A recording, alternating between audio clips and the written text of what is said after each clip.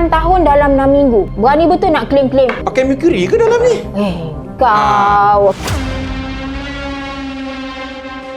Ni, saya ada terdengar satu serum ni. Memang kata boleh muda dalam masa 6 minggu. Biar betul. Tak logik dah kan 6 minggu nak muda 8 tahun. Macam berani betul lah overclaim. Berani betul nak claim-claim. Muda 8 tahun dalam 6 minggu. Pakai mercury ke dalam ni? Kau. Okey. Ni biar saya sendiri yang jawab ya. Okey, kita ada teknologi 8 tahun lebih muda korang. Tengok ni, ya Allah, mudanya.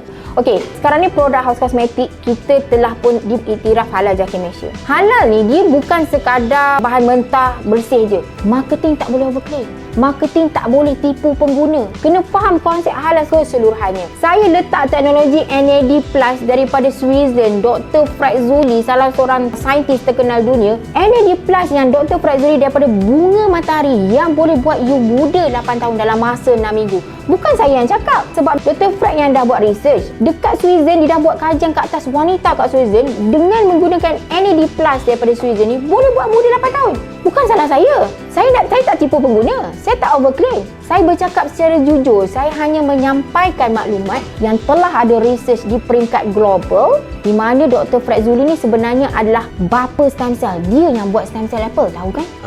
So dia sangat-sangat pakar dalam menghasilkan teknologi yang canggih pada kulit manusia. So, dengan adanya halal JAKI Malaysia, kita tak overclaim dan kajian 8 tahun lebih muda ni daripada Dr. Fraizzuli daripada Switzerland, salah seorang saintis terbaik dunia dalam bidang beauty.